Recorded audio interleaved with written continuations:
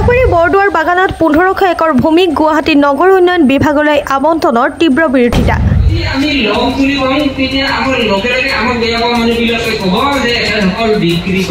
Rabha হাছঙৰ CM Tankeswar ৰাভাক মৌনতা ভাঙি সক্ৰিয় হোৱাৰ আহ্বান।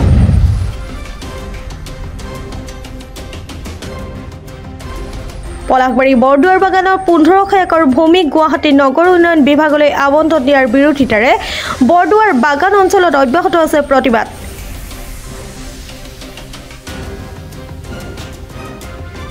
ষড়যন্ত্ৰমূলকভাৱে জনজাতি আবেষ্টনী ভাঙি বৰদুৱাৰ বাগানৰ 1500 একৰ ভূমি গুৱাহাটী নগৰ উন্নয়ন বিভাগলৈ আবণ্টন দিয়াৰ কথা চৰকাৰে ঘোষণা কৰাৰে পৰা ৰাভা লোকসকলে প্ৰতিবাদ অব্যাহত ৰাখিছে। সাহসীয় দলৰ নেতা পালি নেতাই এফালৰ পৰা ভূমি ক্ৰয় কৰি অহাৰ লগতে বিভিন্ন উদ্যোগ আৰু চৰকাৰী বিভিন্ন বিভাগৰ কাৰ্যালয় খোলাৰ নামত যধে মধে ৰাইজক অন্ধকাৰত ৰাখি হস্তগত কৰি আহিবলৈ ধৰিছে। এতিয়া ৰাভা হাছঙৰ ভূমিটো হেনচকু পৰিছে, যাৰ ফলত ভূমি দখলৰ বিৰোধিতাৰ বাবে ৰাইজে বাৰে বাৰে সংগ্ৰাম কৰিব লগা হৈছে।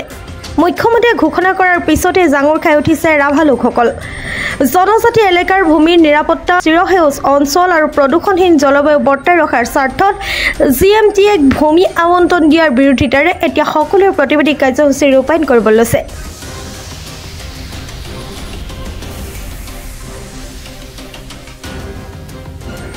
আনহাতে বৰদুৱাৰৰ ছেটেলাইট টাউনশ্বিপ নিৰ্মাণৰ নামত খিলঞ্জীয়া ভূমিপুত্ৰৰ ভূমি বহিৰাগত পুঁজিপতিৰ হাতত গটোৱাৰ পৰিকল্পনা কোনো কাৰণে সহ্য কৰা নহ'ব বুলি হুংকাৰ দিছে। এই প্ৰতিবাদৰ মাজতে পলাশবাৰীৰ বিধায়ক হেমাংগ ঠাকুৰীয়াই ৰাভা জনজাতীয় বসতি প্ৰধান বৰদুৱাৰ বাগানবাসীক ভূমিৰ ম্যাদী পট্টাৰ ব্যৱস্থা কৰা হ'ব বুলি সামাজিক মাধ্যমৰ জৰিয়তে কোৱা মন্তব্যক লৈও ৰাভা লোকসকলে এইবোৰ ভেকু ভাওনা বুলিহে সমালোচনা কৰিছে। 1500 একৰ ভূমি গুৱাহাটী নগৰ উন্নয়ন বিভাগলৈ আবণ্টন দিয়াৰ বিষয়টো সন্দৰ্ভত বিধায়কগৰাকীৰো স্পষ্ট স্থিতি বিচাৰিছে স্থানীয় ৰাইজে।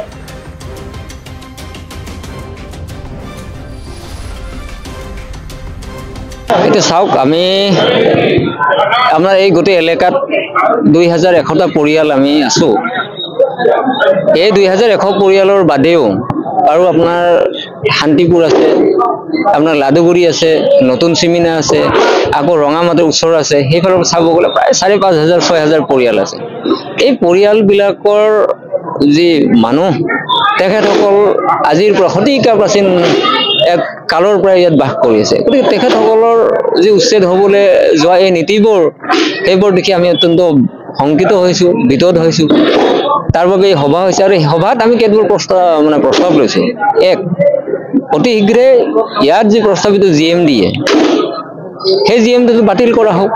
বাতিল কৰি আমাৰ ইয়াৰ মানুহবিলাকে যি পট্টাৰ বাবে ইমান দিনৰ পৰা লাগি আছে, কাৰণ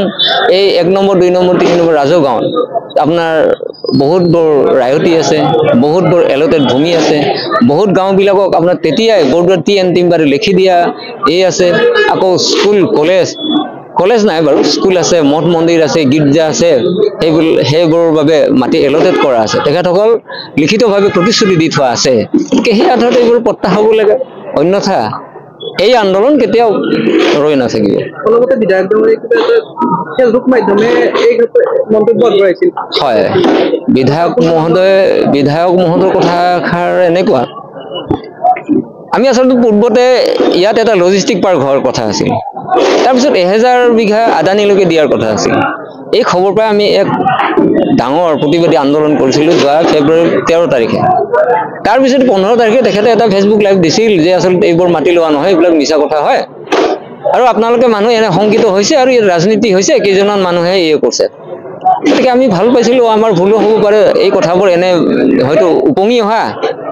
তাৰপিছত 16 ফেব্ৰুৱাৰীত আমি এটা পদযাত্ৰা কৰিছিলোঁ, শান্তিপূৰ্ণ পদযাত্ৰা কৰিম বুলি ভাবিছিলোঁ। তেতিয়া কামৰূপ জিলা প্ৰশাসনে ক'লে যে আপোনালোকে এইটো কোনো ক্ষেত্ৰতে আপোনাৰ মাটি লোৱাৰ কোনো পৰিকল্পনা নাই, এইটো মিছা কথা, ভুৱা তথ্য সম্বলিত নহয়। তেতিয়া আমি আনন্দ পালোঁ, ভাল পালোঁ। সেই দিন ধৰি আমি আন্দোলন কিছু স্থিমিত হ'ল। ইয়াৰ ৰায়তী নথিবিলাক, অস্থায়ী বন্দবস্তিবিলাক, আমি এলটেড ভূমিবিলাক আকৌ জৰীপ কৰিবলৈ আৰম্ভ কৰিলোঁ। কিন্তু যোৱা 26/5/2025 তাৰিখে দিল্লীত আপোনাৰ বহা এখন বৈঠকত মাননীয় মুখ্যমন্ত্ৰী মহোদয়ে তেখেতৰ ফেচবুক ৱালত লিখি দিলে যে 3খান যি টাউনশ্বিপ প্ৰকল্প হ'ব, এই টাউনশ্বিপ প্ৰকল্পৰে এখন আমাৰ ইয়ালৈকে আহিব এখন জাগিৰত ইণ্টিগ্ৰেটেড টাউনশ্বিপ মানে প্ৰজেক্ট হ'ব আৰু দ্বিতীয়খন আমাৰ ইয়াত বাগান টাউনশ্বিপ প্ৰকল্প হ'ব এইটো আমি অত্যন্ত দুখিত আৰু বেয়া পাইছো ভয় কৰিছো যে তেখেতে কেইদিনমান আগত দিয়া যে প্ৰতিশ্ৰুতি কেইদিনমান আগত দিয়া আপোনাৰ জিলা প্ৰশাসনৰ যি আপোনাৰ জাননী সেই জাননীক ভুৱা কথা কৈ আকৌ মাতি লৈছে আমি দুখিত হৈছো গতিকে এই আন্দোলন কৰা হৈছিল 29 তাৰিখে তাৰপিছত আকৌ আজি 3 দিন আগত 2 দিন আগত তেখেতে আকৌ লিখিলে মানে ফেচবুকত দিলে যে আমাৰ ইয়াত কোনো মানুহ উচ্ছেদিত নহয় কোনো মানুহক ইয়াৰ পৰা ব্যৱহাৰ কৰা নহয় তেখেতসকলক পট্টা দিয়া হ'ব কিন্তু ডাঙৰ কথাটো হ'ল মুখ্যমন্ত্ৰী দিল্লীৰ পৰা তেখেত অফিচিয়েল ডকুমেণ্ট হিচাপে আপোনালোকে জানে এইবিলাক অফিচিয়েল ডকুমেণ্ট হ'ব যদি আপোনাৰ মুখ্যমন্ত্ৰীয়ে পদত্যাগ নকৰে মুখ্যমন্ত্ৰীয়ে যদি ছুটি নলয় তেখেতৰ যিকোনো ব্যৱস্থাপনাৰ পৰা যদি এই খবৰবোৰ আহে তেতিয়াহ'লে অফিচিয়েল ডকুমেণ্ট হয় গতিকে অফিচিয়েল ডকুমেণ্ট হিচাপে যি প্ৰকাশ হৈছিল যে ইয়াত 1500 একৰ অৰ্থাৎ 5250 বিঘা যি ভূমি লোৱাৰ কথা কৈছিল সেই ভূমি লোৱা কথাটো কোৱাৰ পিছতে আমি প্ৰতিবাদ কৰিছিলো তেখেত আকৌ কৈছে যে ইয়াত উচ্ছেদ হ'ব নালাগে ঠিকই আছে উচ্ছেদ নহয় কিন্তু জিএমডি হ'ব নে নহ'ব ইয়াত টাউনশ্বিপ প্ৰকল্প হ'ব নে নহ'ব সেইটোহে কোৱা নাই তেখেত আচলতে উচ্ছেদ নহয় কথাটো ক'ব নালাগে তেখেত ক'ব লাগে যে মুখ্যমন্ত্ৰীয়ে 26 তাৰিখে কোৱা কথা এই যে টাউনশ্বিপ প্ৰকল্প হ'ব এইটো নহয় মিছা ভুৱা তাৰ পিছতহে আমি বিশ্বাসযোগ্যতা আমি পাম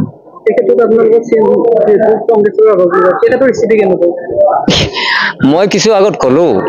যে আমাৰ যি দুখন জিলা সামৰি আপোনাৰ ৰাণীৰ পৰা জয়ৰাম গোৱালপাৰা জয়ৰামকুছিলৈকে আমাৰ এলেকা আছে ৰাভাচোন অট'নমাছ কাউন্সিলৰ এই কাউন্সিলৰ এই সদ্য নিৰ্বাচনত তেখেত CM হিচাপে আহিল আমি ভাল পাইছো শুভেচ্ছা থাকিল কিন্তু ডাঙৰ কথাটো হ'ল এই ভূমিৰ যি অধিকাৰ এই ভূমিৰ যিবোৰ কথা তেখেতে আমাৰ লগত সত্য থাকিব লাগিছিল আজি 26 তাৰিখে যেতিয়া মুখ্যমন্ত্ৰী দিল্লীত ঘোষণা কৰিল তাৰ পৰৱৰ্তী সময়ত যেতিয়া গোটেই ঠিকাদাৰ দালাল ইত্যাদি ইয়াত অহা যোৱা হ'ল যে জখা মুখা হ'ল ইয়াত ড্ৰোন উৰা হ'ল ইয়াত আপোনাৰ ডিজিটেলি সাৰ্ভে কৰা হ'ল ইয়াত আপোনাৰ SDC সাৰ্ভে কৰা হ'ল মানুহ আহিল আজিলৈকে তিল নাও 8 দিন হৈছে তেখেতে এটা স্পষ্টীকৰণ দিয়া আমাৰ চকুত নপৰিল দিছে না নাই মই নাজানো কিন্তু দিয়া নাই যদি দিছে তেখেতসকল দেখাওক আমি দুখ পাইছো লজ্জাবোধ কৰিছো আমাৰ ৰাভাচং চুক্তিতে লেখা আছে যে যদি কোনো ডাঙৰ ভূমি কোনো ডাঙৰ কোনো জমি যদি কাৰোবাক হস্তান্তৰ কৰিব লগা হয় তেতিয়াহ'লে অট'নমাছ কাউন্সিলৰ পাৰমিশন মানে মেণ্ডেটৰী হয়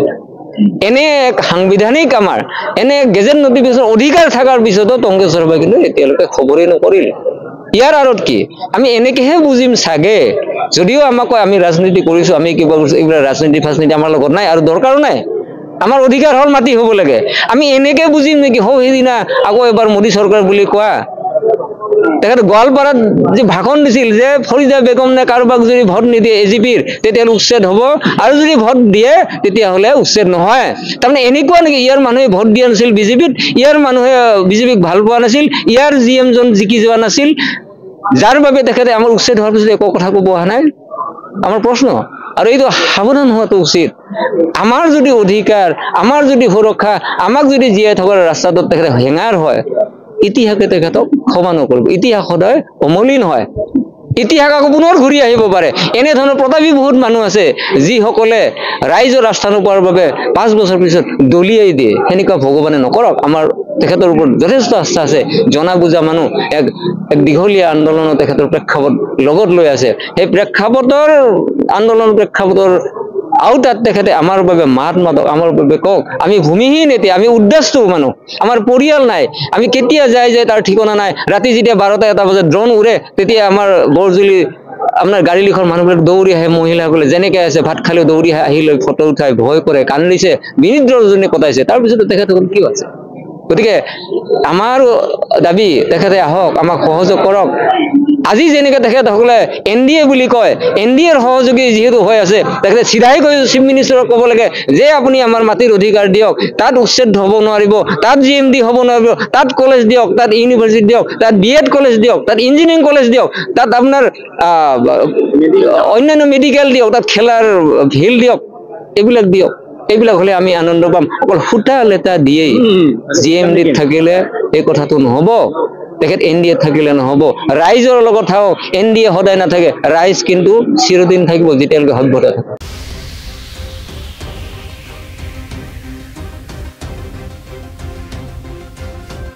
news x report, Tata time digital.